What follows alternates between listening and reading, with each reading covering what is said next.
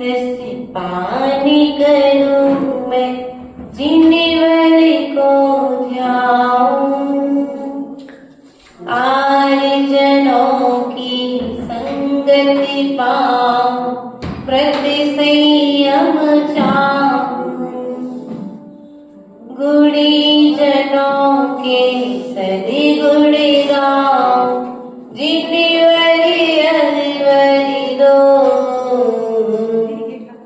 मेरा अंतिम मरण समाधि तेरे दर पर हो। बाल्यकाल से अभी तक मेरे जो सेवा की हो, देना चाहो प्रभु आप तो बस इतना पर दो। श्वास श्वास अंतिम श्वासों में नमोकारी भर दो, मेरा अंतिम मरण समाधि तेरे दर पर हो। बोले अनंतानंद सिद्ध परमेश्वर भगवान की जय। देवादिदेव आदिनाथ भगवान की जय। देवादिदेव मूलाय चैतन्य चमत्कारी चिंतामणि पारशुराम भगवान की जय। वर्तमान शासन भगवान महावीर स्वामी की जय। आचार्य भगवत कुंद कुंद स्वामी की जय। आचार्य भगवत विराट सागर जी विशुद्ध सागर जी महाराज की जय। सारस्वत कवि नय चक्रवर्ती आचार्य गुरुवर विभव सागर जी महाराज की जय। द्वादशांग जिनवाणी माता की जय। माता की जय। समस्त आरिका संघ की जय। प्रिय आत्मा,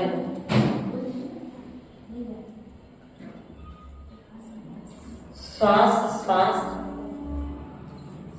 अंतिम श्वासों में नमोकार। इस पुण्याश्रव कथा को ग्रंथ राज का स्वाध्याय चल रहा था।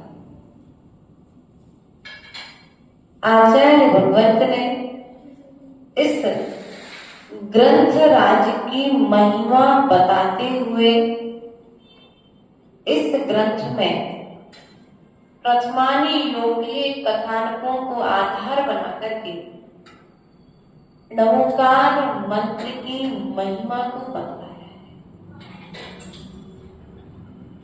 वह पद्मरुचि सेठ जो एक त्र्यंच गति के जीव के लिए नमोकार मंत्र सुनाता है, उस नमोकार मंत्र को सुनकर के वह बैल स्वर्ग का देव हो जाता है। मात्र नमोकार मंत्र सुनने से स्वर्ग मिलता है क्या?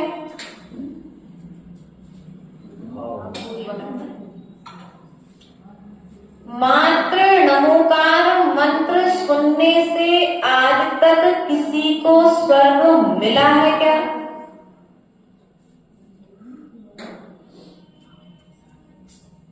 ना तो नमोकार मंत्र अकेले को जानने से स्वर्ग होता है, ना सुनने से स्वर्ग।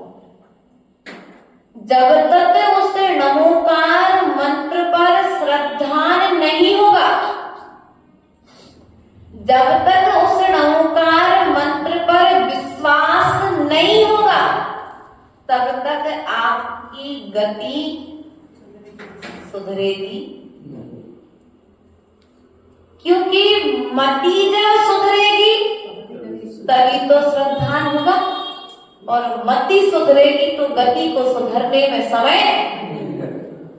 वह बैल का जीव जो स्वर्ग का देव हुआ और स्वर्ग से आकर के वह सुग्रीव बने। क्या बना?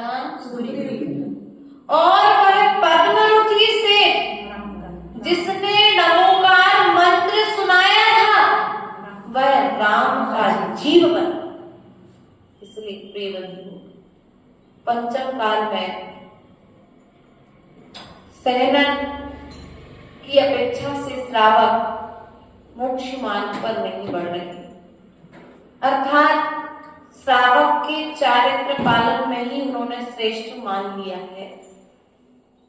ध्यान रखना, यदि उत्कृष्ट चारित्र अर्थात महाव्रत को प्राप्त नहीं कर पा रहे तो अंतिम समय तक इस नमोकार मंत्र पर विश्वास रखना, क्योंकि इस नमोकार मंत्र को सुनने वाला वह जीव सीता का उस सीता के जीव के लिए हथनी की पर्याय में एक मुनिराज ने नमोकार मंत्र सुनाया। उस नमोकार मंत्र को सुनकर के वह सीता का जीव स्वर्ग गया। प्रिय बंधु, वह बंदर का जीव जिसने इस नमोकार मंत्र को सुना और सुनने के साथ साथ विश्वास किया कि अब इस मंत्र के बाद मुझे कोई मंत्र को सुनने की जरूरत, अब मेरी अंतिम औषधि यही है। आज हमारे पास में काल भले ही पंचम हो गया, लेकिन श्रद्धा काल के साथ साथ तुम्हारा श्रद्धा तो नहीं बदल गया, काल के साथ साथ तुम्हारा विश्वास तो नहीं बदल गया। ध्यान रखना, नमोकार मंत्र को सुनने वाले त्रेंच गति के जीव तर गए। जीवनधर कुमार ने एक कुत्ते के लिए नमोकार मंत्र सुनाया, वह कुत्ता स्वर्ग का सुदर्शन नाम का देव हो गया। पार्श्वनाथ ने नाग नागिन के लिए सुनाया तो वे नाग नागिन पद्मावती अर्थात देव पर्याय को प्राप्त हुआ। और आज हमें कोई नमोकार मंत्र सुना दे तो क्या सुनते समय हमारा विश्वास नमोकार मंत्र पर रहता है?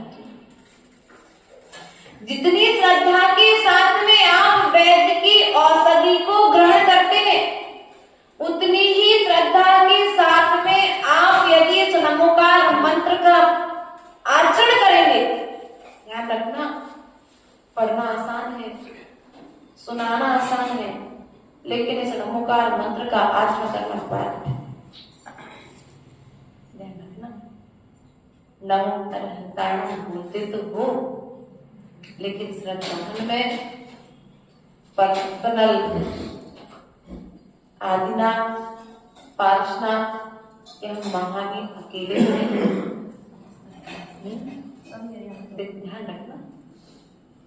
नमो अरिहंताणम आपने बोल दिया मनुष्य, तो नमो अरिहंताणम बोलने के साथ साथ मात्र जिनके शासन काल में हम बैठे हैं उन्हीं अनंतों को नमस्कार है कि जो आदिनाथ से पहले हुए हैं, उन अनंतों के लिए भी नमस्कार है। जो हो चुके हैं उन सभी अनंत परमेश्वरों के लिए मेरा नमस्कार। यदि इस भाव के साथ में आप नमोकार मंत्र पढ़ रहे हैं तो आपका नमोकार मंत्र पढ़ना सार्थक हो जाएगा। और यदि श्रद्धान में मात्र एक है कि हमारे मंत्र मात्र के पार्श्वनाथ के लिए नमस्कार, मुक्तागिरी के पार्श्वनाथ के लिए नमस्कार, यदि हम इस प्रकार से करते हैं तो अभी नमोकार मंत्र पढ़ रहे हैं, सुन रहे हैं, अभी श्रद्धा, क्योंकि सम्यक दर्शन भेद नहीं करता है, सम्यक दर्शन अभेद का कथन करता है। इसलिए प्रेम व्यवहार में भेद होगा, निश्चय में तो अभेद की यात्रा प्रारंभ करना है। तो हमारे लिए सभी अरहंतों को नमस्कार करना पड़ेगा, सभी सिद्धों के लिए नमस्कार करना पड़ेगा। वो अंजन चोर जिसने चोरी की है जीवन भर, लेकिन अंतिम समय में आड़म ताड़म कछु न जाड़म सेठ वचन पर श्रद्धान के बल पर मोक्ष चला गया। वह अंजन चोर जिसने जीवन भर पाप के बगीचा, ऐसे जीव भी तर है। तो हम भी भले काल पंचम है, लेकिन धर्म करने में प्रमाद नहीं करेंगे, धर्म करने में प्रमाद नहीं करेंगे। यदि हम धर्म करने में प्रमाद नहीं करेंगे, पुरुषार्थ करेंगे, तो हमें भी धर्म का फल निश्चित ही प्राप्त होगा।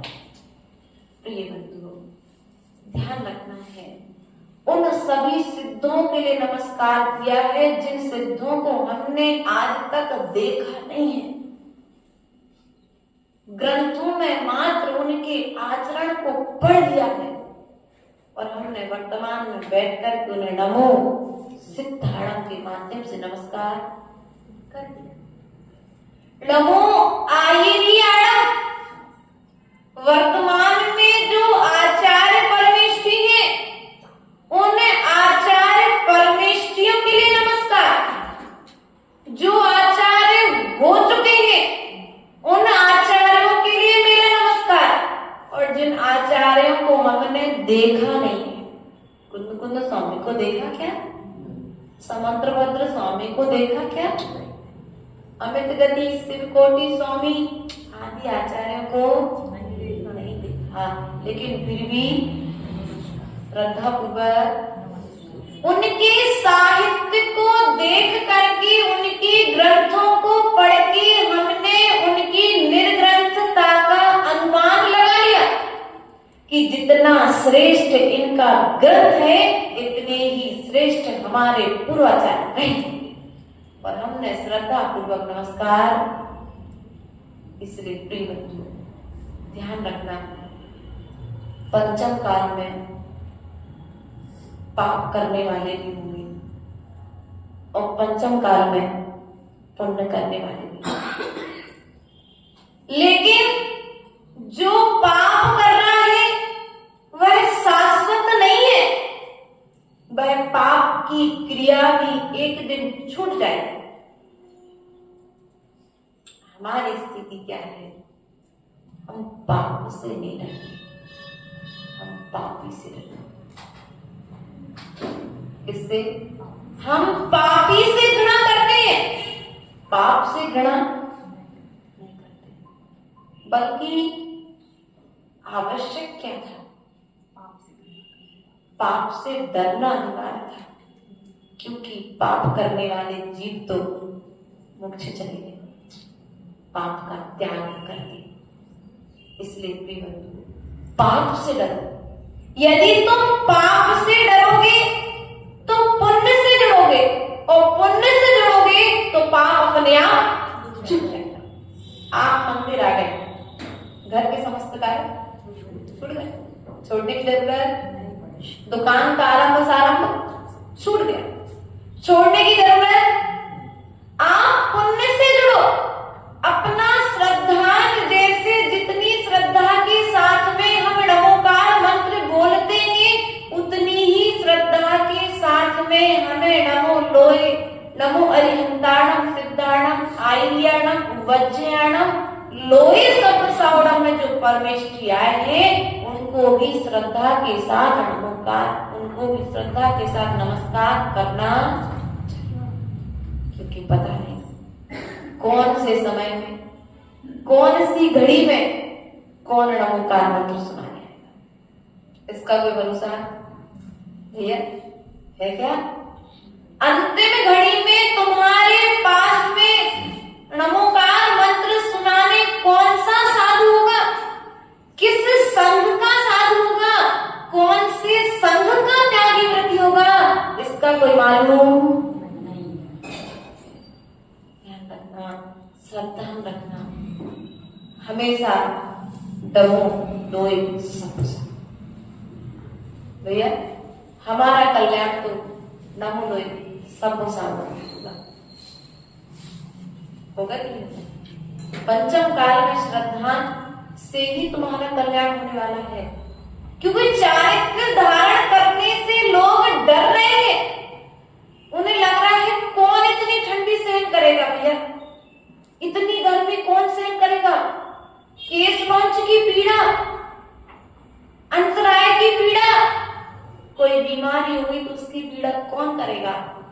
कोई बात नहीं, ध्यान रखना, जिनने पीड़ाएं सहन की है वे ही परमात्मा बने। वे पीड़ाएं भी कर्म में निर्जरा के लिए आएंगे, क्योंकि यह जीव जब पीड़ाएं इस जीव के कर्म के उदय में आती हैं तो यह जीव श्रद्धा करता है कि मेरा ही कर्म का उदय है। चारु दत्त की कहानी सुनिए। चारु दत्त जो विवाह के बाद में भी विवाह के बंधनों में लिप्त नहीं हुआ, तो मां ने सोचा कि आगे पीढ़ी कैसे बढ़ेगी, तो वैश्या के दरबार में पहुंचा दिया। 6 करोड़ दीनार समाप्त हो गई, 6 महीने रहा, फिर भी वहां से निकलने का विचार, 6 साल रहा। इसके पश्चात वे ऐसा करते करते उसके घर का पूरा धन समाप्त। एक दिन उसी बसंत मालिका वैश्या ने उसे कंबल में लपेट करके विष्ठा गृह में मार दिया। प्रिय बंधु, जब तक तुम्हारा पुण्य है तब तक पाप कर लो, लेकिन जब पुण्य चला जाएगा तो तुम्हारे लिए भी किसी विष्ठा गृह में पुण्य के उदय में पाप नहीं करना, पुण्य के उदय में पाप नहीं करना। आज पुण्य का उदय है, संपत्ति मिली है, रहने के लिए अच्छा घर मिला है, आज्ञाकारी संतान मिली है, मित्र की तरह पत्नी मिली है, मां बहुत अच्छी मिली, लेकिन इनका अनादर मत करें। सब कुछ अच्छा मिल गया ना, पैसे से पाप नहीं करना। पहला सूत्र, पैसे से पाप नहीं कमाना। अपनी पत्नी का कभी तिरस्कार नहीं करना। आप भी ध्यान रखें इस चीज का, दोनों तरफ लगा है ना, तो भैया एक ही तरफ सेट कर लो। हाँ, क्योंकि आजकल समय बदल रहा है, ध्यान रखना। दोनों जगह आप लोग अपने साथ, क्योंकि वकील साहब जानते हैं कैसे कैसे केस आते हैं और लड़ने पड़ते हो। कहीं कहीं लगता है कि माताओं की गलती है, क्योंकि आज समय अपनी गति से उस सीता जैसी, मनोवती जैसी स्त्रियां धन्य थी जिन्होंने कभी जीवन काल में अपने पति का स्वप्न में भी तिरस्कार नहीं किया, है ना। आज नहीं है, लेकिन फिर भी दूसरा कभी अपने बच्चों से अनादर से नहीं बोलना। तीसरा सूत्र क्या है?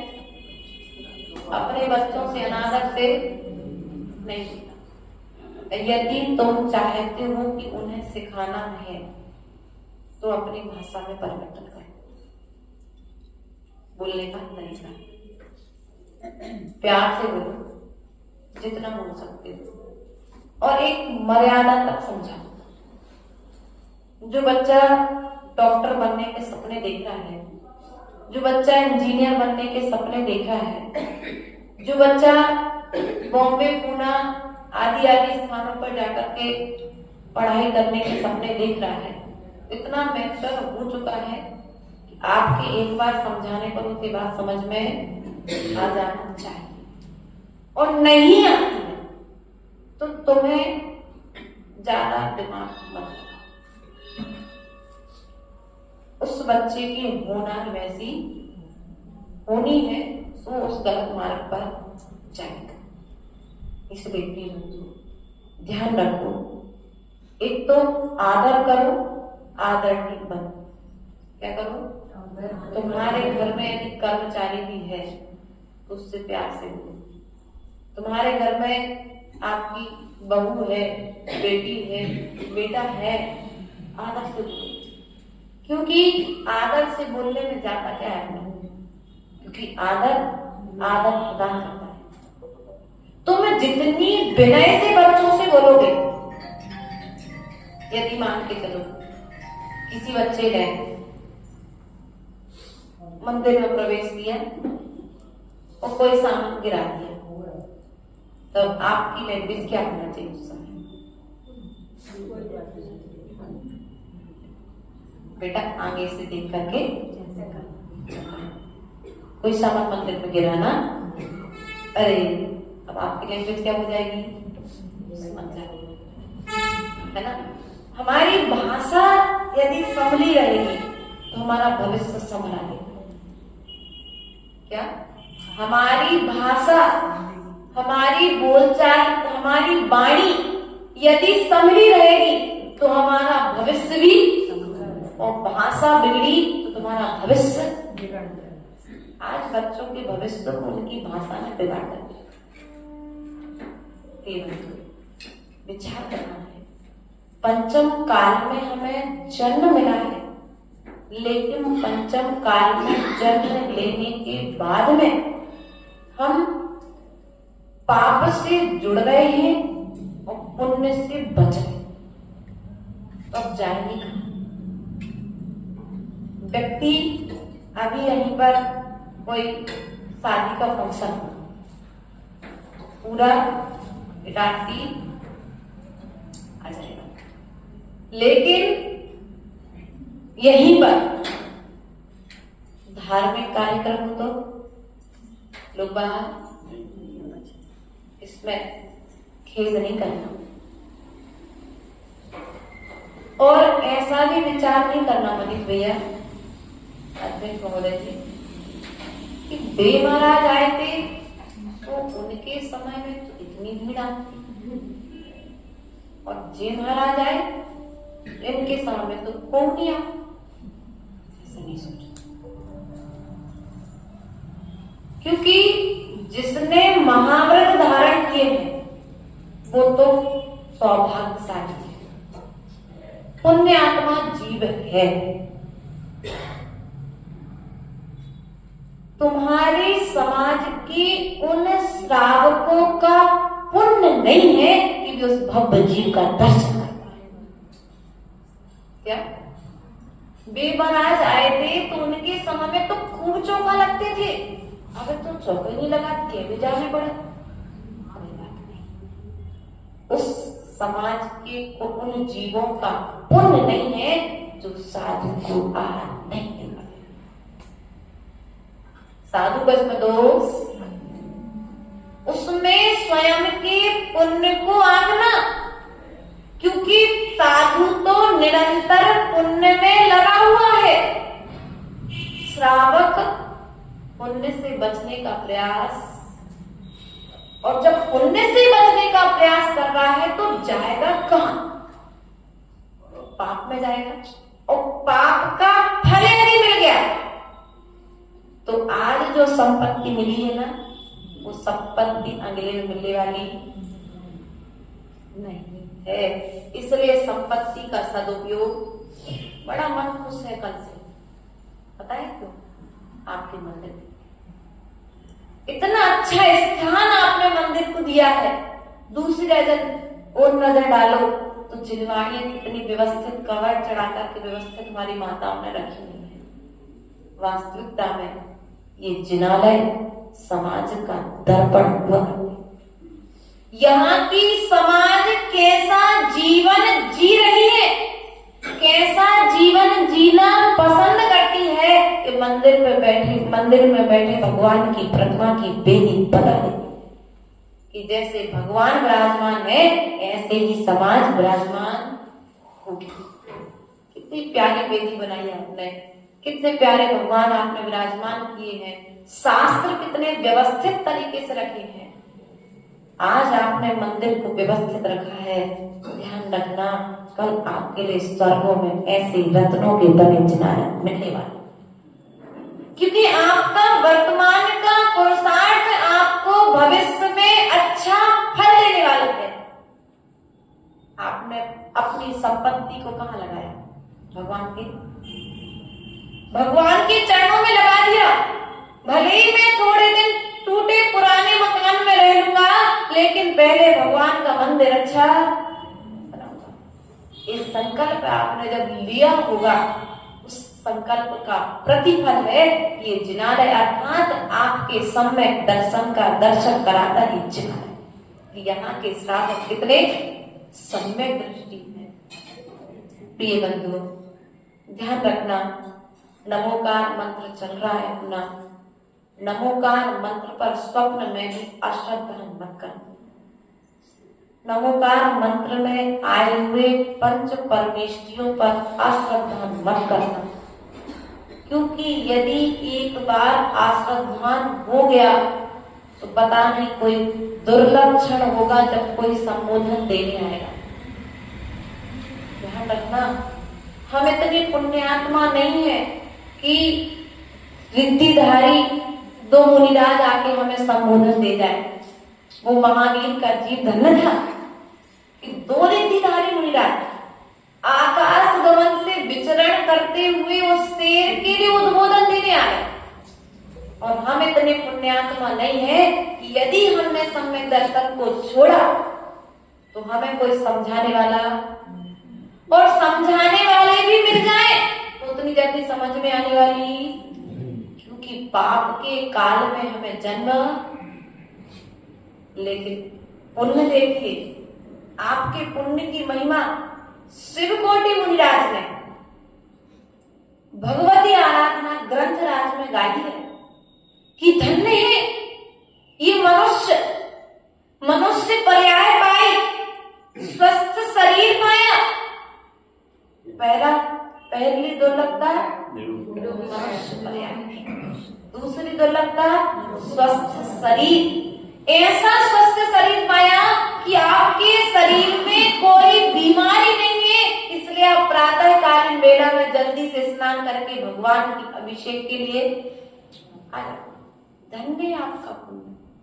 कोई बीमारी यदि होती शरीर में तो क्या कहते, भैया कमर में दर्द है, घुटने में दर्द है, नौकरी है, तो हम अभिषेक नहीं कर पाते।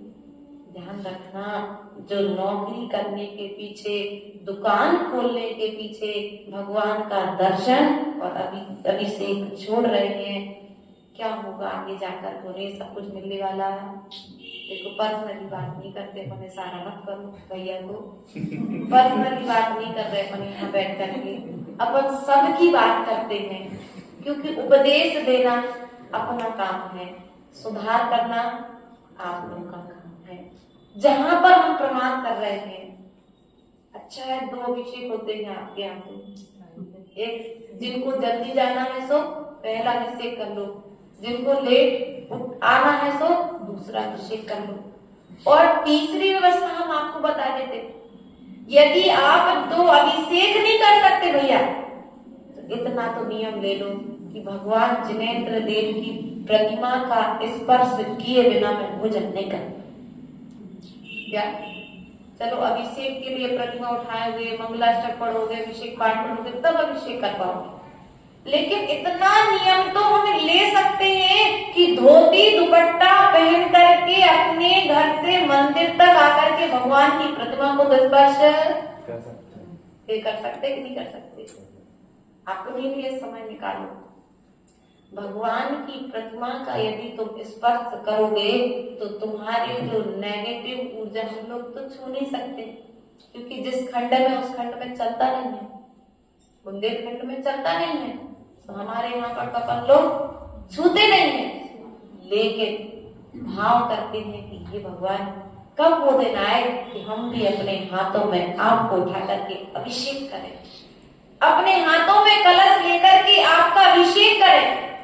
कुछ लोग क्या करते हैं, आसानी से मिला है सो समय, कुछ लोग कहते हैं 6 बजे से दुकान खोल के बैठ जाऊंगी, कई लोग 6 बजे दुकान पर कोई आने वाला, लेकिन फिर भी वो एक प्लेट नाश्ता जाना है तो 10 रुपए के लिए 6 बजे जाकर के, किराने की दुकान है तो 1 किलो शक्कर जाना है तो उसके लिए 6 बजे से जाकर के ध्यान रखना है।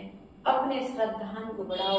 ये मनुष्य पर्याय मिली, स्वस्थ शरीर मिला, अरहंत देव की शरण मिली, सच्चे देव, ना जिनके पास में राग है और ना जिनके पास में जो राग और द्वेष से रहित है, वे वीतराग देव, ऐसे अरहंत देव जो कर्मों का हनन करने वाले हैं, कर्मों को काटने वाले हैं, ऐसे अरहंत देव की शरण मिली। और हम पंचम काल को कहकर के प्रमाद का पालन कर रहे हैं और अपने प्रमाद के पालन में धर्म की ओर पुरुषार्थ। ध्यान रखना, आगे तुम्हें शरीर स्वस्थ, क्योंकि शरीर का उपयोग आप धन कमाने में कर रहे हो, धर्म कमाने में। यदि धर्म कमाने में धन का उपयोग करोगे, धर्म करोगे तो धन अपने आप तुम्हारे पास आ जाएगा, नौकरी अपने आप लग जाएगी, लगाने की जरूरत। आज बच्चे क्या कर रहे, धर्म को छोड़ करके बैठे हैं, बिना स्नान किए, बिना भगवान के दर्शन किए।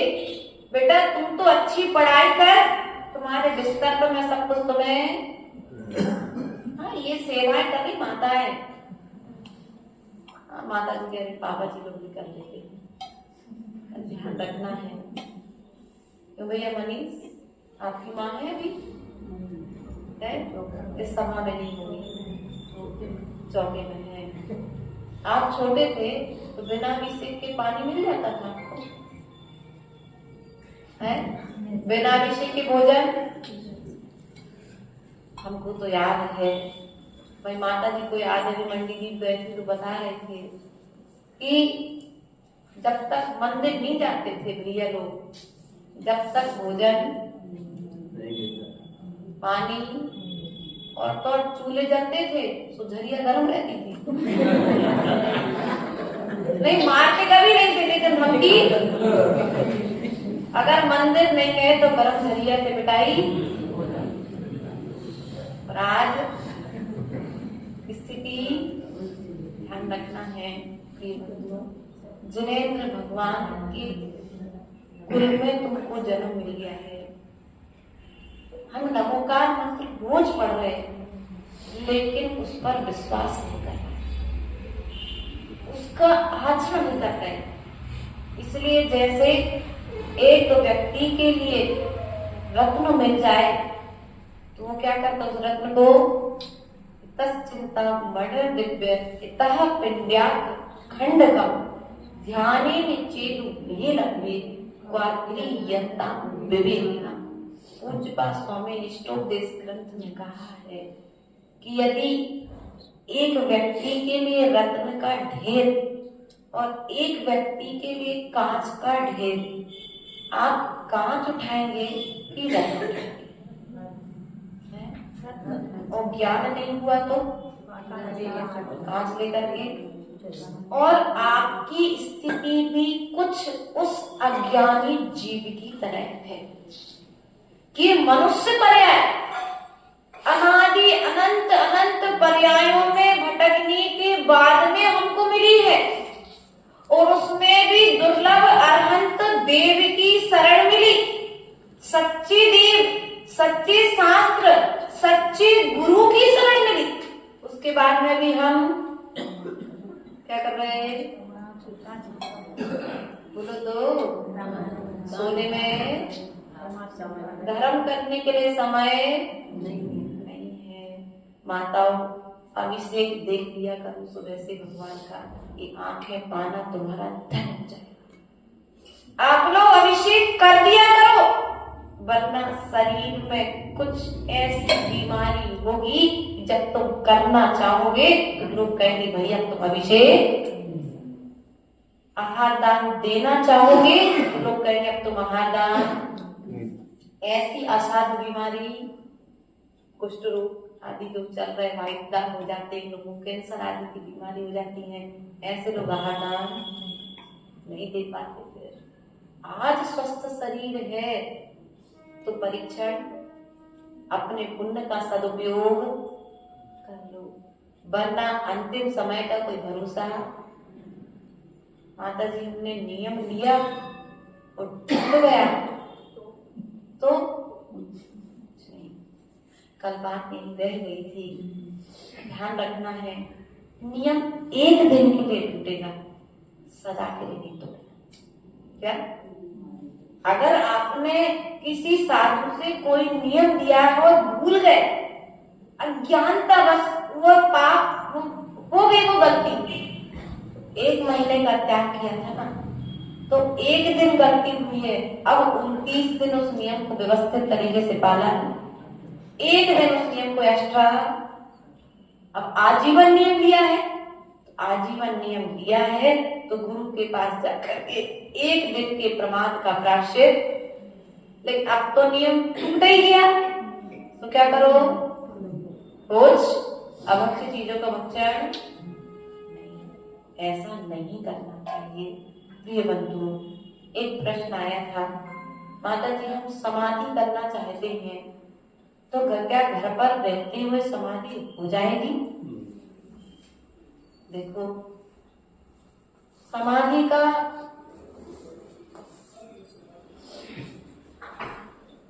आचरण जो है वो व्यवस्थित तरीके से गुरुओं के चरणों में ही होता है। अब रही बात घर में रह के समाधि, तो ध्यान रखना है, श्रद्धा रखो, गुरुओं के प्रति श्रद्धा रखो।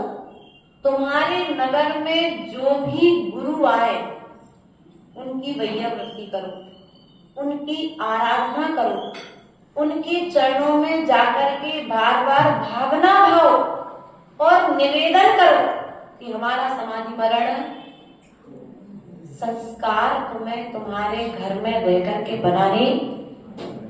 जब तक घर में रह करके समाधि के संस्कार नहीं बनाओगे तब तक नमोकार मंत्र सुनाने के लिए हम तुम्हारे पास में बैठेंगे, लेकिन तुम्हारे मन में चलेगा अरे वो अच्छी उड़द की दाल पूरी मिल जाती तो मजा। इसलिए त्याग के संस्कार को अभी से, जिनको अंतिम समय में समाधि करना है उनके लिए त्याग के संस्कार आज से, समाधि का कोई भरोसा। और अपने बच्चों से ऐसा कह करके रखो कि बेटा हमें अंतिम समय में जब हम कुछ ना कर पाए, हमारा शरीर काम ना करे तो हमें अस्पताल नहीं ले जाना, हमें नलियों से भोजन मत कराना, उस समय हमारे भोजन का त्याग करा देना। ऐसे संस्कार बच्चों को, बहुओं को बता करके, सिखा करके रखो, तब तुम्हें अंतिम समय में कोई नमोकार मंत्र सुनाने वाला ऐसा भाव मत रखना संत श्री कि सिद्धि श्री माता जी आई हम तो तभी समाधि करेंगे। तुम तो ये भाव रखना कि तुम्हें अंतिम समय में हो सकता है उस समय सिद्धि श्री माता जी आहार करने चली जाए और तुम्हारी इधर समाधि का समय आ जाए। तो ध्यान रखना, तुम्हारे सामने में यदि कोई भी हो वो तुम्हें नमोकार मंत्र सुना दे तो जितनी श्रद्धा के साथ तुम सिद्धश्री के मुख से नमोकार मंत्र सुनती, उतनी श्रद्धा के साथ किसी अन्य के मुख से नमोकार मंत्र सुनोगी तो निश्चित ही तुम्हारी समाधि हो जाएगी। लेकिन हमें वही नमोकार मंत्र सुनाए तभी हम समाधि करेंगे, तो ऐसे जीवों की समाधि होने वाली नहीं है। नमोकार मंत्र को सुना है लेकिन श्रद्धान, बोलो तो श्रद्धान अभी हम पूर्ण रूप से सम्यक दृष्टि भी नहीं है। यदि हम अपना एक आकलन करने बैठे, मन में कहीं ना कहीं नमोकार मंत्र के प्रति भी अश्रद्धान पैदा हो जाता है, अरे इससे तो हमारा काम ही नहीं बनता। अभी हम लोग पिछले साल बैतूल जिला से बिहार चल रहा था छिंदवाड़ा की ओर। एक श्रावक श्रेष्ठ है, बोले माता जी बहुत परेशानियां चल रही है, थोड़ा सा कोई मंत्र। आप कौन सा मंत्र करती हो? मैंने नमोकार मंत्र। बोले माता जी बहुत हम कब से कर रहे हैं, उसे कछू नहीं पूरा। हमने एक काम करो, 80 अंश नमा के जा। बोले अब 80 अंश है क्या? अनंत का, सिद्ध का, सी आचार्य का, उपाध्याय का और साधु का, हो गया नमोकार में। अब उससे उसे छोटा जाप दे दिया तो उसका श्रद्धान उससे क्लियर हो गया कि तुम्हारा श्रद्धान अभी नमोकार मंत्र पर, और जब तक नमोकार मंत्र पर श्रद्धा नहीं है तब तक संसार से छूटने वाले। क्योंकि जितने जीव मोक्ष गए हैं, जितने जीव संसार के दुखों से छूटे हैं, वे नमोकार मंत्र के श्रद्धान से ही छूटेंगे, नमोकार मंत्र के आचरण से ही छूटेंगे। जब तक श्रद्धान और आचरण नहीं होगा तब तक संसार से भी पार होने वाले नहीं हो। इसलिए प्रिय बंधुओं, मात्र नमोकार मंत्र को हमें भूलना नहीं है, नमोकार मंत्र को सुनना नहीं है। जैसे वैद्य की औषधि पर विश्वास रखते हो कि अब हमने बीपी की दवाई खा ली तो हमारा रोग ठीक, बीपी कंट्रोल हो जाएगा, उतना ही विश्वास तो नमोकार मंत्र पर रखो कि अब तुमने नमोकार मंत्र पढ़ लिया है, अब तुम्हारी समस्या समाधान को प्राप्त शंका नहीं करना नमोकार मंत्र। क्योंकि इस नमोकार मंत्र को बहुत जीवों ने सुना है, बहुत जीवों ने पढ़ा है, और सब नमोकार मंत्र को पढ़ के आत्मा को सिद्ध करके कहां चले गए? बोलो तो सिद्धालय, मोक्ष जा चुके हैं। अच्छा, सिद्धालय जाना कि मोक्ष जाना है? बोलो तो कहाँ जाना है? अलग अलग है। जैसे ये मंदिर है, तो मंदिर दिख रहा है ना, यहाँ भगवान की प्रतिमा भी विराजमान है और हम सब भी विराजमान है, स्वर्ग के देव भी विराजमान है, त्रियंच गति के कुछ सूक्ष्म जीव भी इस मंदिर में विराजमान है। तो जो सिद्धालय है वो जीवों के रहने का स्थान क्या है? सिद्धालय जीवों के रहने का मोक्ष कर्मों से रहित अवस्था, मोक्ष कर्मों से रहित अवस्था का नाम क्या है? मोक्ष। और सिद्धालय जीवों के रहने का भेद पता पड़ गया। सिद्धालय और मोक्ष एक नहीं है। अब उसी सिद्धालय में सिद्ध भगवान विराजमान है और उसी सिद्धालय में अनंतानंत निगोदिया चित्र है कि नहीं है? तो सिद्धालय और मोक्ष अलग अलग हो गया। ध्यान रखना है, हमें सिद्धालय में जाकर के कर्मों से रहित अवस्था होकर के विराजमान होना है।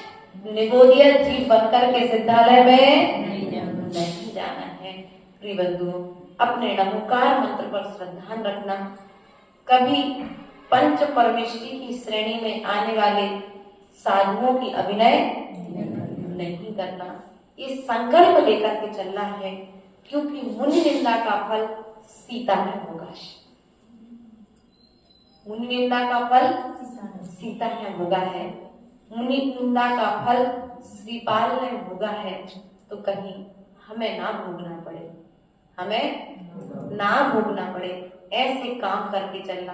क्योंकि आज हम नहीं कर रहे, और आज भी यदि आपको कोई असाध्य बीमारी आती है तो समझ लेना कि आज का कर्म नहीं है, ये पूर्व में हमने किया है, तो कटने के लिए आज आया है। इस कर्म को काट करके हमें आगे बढ़ना है। ध्यान रखना, जीवन की उन्नति निश्चित होगी। एक तो सुधार कर लेना, प्राय करके देखने में आता है सभी जगह, यहाँ नहीं बहुत सारी जगह जहाँ जहाँ विचरण होता है, अपनी वाणी में आदर रखना, छोटे हो चाहे बड़े। आपका भी आदर होना प्रारंभ विनय से बोलोगे तो लोग तुम्हारे भी विनय, और यदि अभिनय से बोलोगे तो लोग तुम्हारे भी अभिनय करेंगे। इसलिए आप वाणी व्यक्ति का आभूषण हुआ करती है। व्यक्ति की शोभा आभूषण से नहीं है, व्यक्ति की शोभा उसकी वाणी से है। इसलिए अपनी वाणी में सुधार करने का प्रयास करोगे तो हमारा यह मनुष्य पर्याय पाना सार्थक हो जाएगा। आज हमने नमोकार मंत्र के माध्यम से उसकी महिमा को जान करके अपने श्रद्धा को उत्तरोत्तर करने का प्रयास पुरुषार्थ किया। इन्हीं भावनाओं के साथ बोले परम पूज्य आचार्य गुरुवर स्वामी विभव सागर जी महाराज की जय, अहिंसामय विश्व धर्म की जय। जब जीवन का अंत हो मेरे सामने एक संत हो, जब जीवन का अंत हो मेरे सामने एक संत हो, जब जीवन का अंत हो मेरे सामने एक संत हो,